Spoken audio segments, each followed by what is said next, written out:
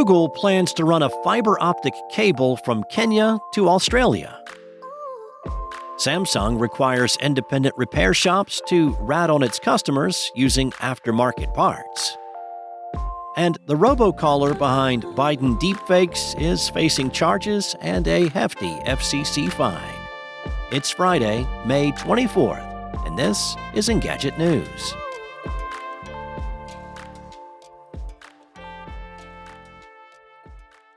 Google said Thursday it will build a fiber optic cable connecting Africa and Australia.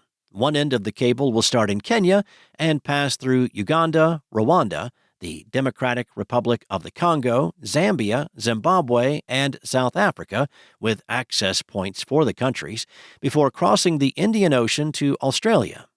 Google says the project is designed to increase digital connectivity, accelerate economic growth, and deepen resilience across Africa.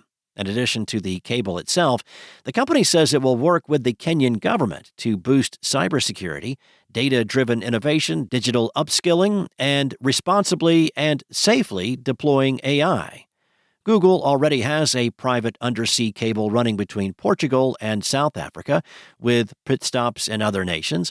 Google says the new route is critical to strengthen network resilience in the region, which has a history of huge impact outages. In other words, more network redundancy makes outages less catastrophic to the area's broadband infrastructure. Kenyan President William Ruto wrote about the initiative in a Google blog post, saying that the initiative is crucial in ensuring the redundancy and resilience of his country's connectivity to the rest of the world, especially in light of recent disruptions caused by cuts to subsea cables. By strengthening the digital backbone, it will not only improve reliability, but also pave the way for increased digital inclusion, innovation, and economic opportunities for Kenyan people and businesses. If you take your Samsung device to an independent shop for repair, Samsung requires the store to send your name, contact information, device identifier, and the nature of your complaint to the mothership. Worse, if the repair store detects that your device has been previously repaired with an aftermarket or a non-Samsung part, Samsung requires the establishment to immediately disassemble your device and immediately notify the company.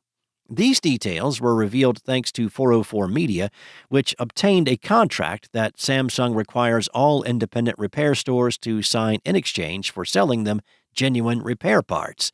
Samsung did not respond to a request for comment from Engadget.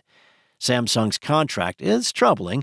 Customers who take their devices to independent repair stores do not necessarily expect their personal information to be sent to the device manufacturer. And if they've previously repaired their devices by using third-party parts that are often vastly cheaper than official ones and just as good in many cases, they certainly do not expect a repair store to snitch on them to the manufacturer and then have their device rendered unusable. Experts who spoke to 404 Media said that consumers are within their rights to use third-party parts to repair devices they own under the Magnuson-Moss Warranty Act, a federal law that governs consumer product warranties in the U.S. So far, right-to-repair legislation exists in 30 states, but as 404 Media pointed out, in states like New York, Minnesota, and California, where this legislation goes into effect this year, contracts like the one Samsung makes repair stores sign would be illegal. A political consultant who admitted to using a deep fake of President Joe Biden's voice in a robocall scheme this year is facing several charges, as well as a hefty fine from the Federal Communications Commission. Steve Kramer said his aim with the New Hampshire primary robocall was to warn people about the dangers of artificial intelligence, as The Hill notes. Kramer previously worked for Dean Phillips, a long-shot Democratic presidential candidate who suspended his campaign in March. Kramer has now been charged with 13 felony counts of voter suppression and 13 misdemeanor counts of impersonation of a candidate. The phony Biden voice allegedly urged people not to participate in the primary and to save your vote for the November election. New Hampshire Attorney General John Formella said the robocall reached as many as 25,000 voters. The FCC has proposed a $6 million fine against Kramer, citing an alleged violation of the Truth in Caller ID Act, as the robocall is said to have spoofed a local political consultant's phone number.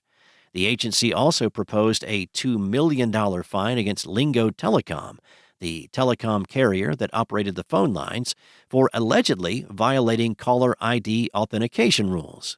The FCC banned AI-generated voices in robocalls soon after the Kramer incident. Meanwhile, the FCC may soon require political advertisers to disclose the use of any AI in TV and radio spots. Thanks for listening. There's more to these stories and additional articles at Engadget.com. This episode featured journalism by senior editor Pranav Dixit and contributors Will Shanklin and Chris Holt, and was voiced and produced by Spoken Layer. Enjoy your day, and I'll return on Monday with more tech news from Engadget.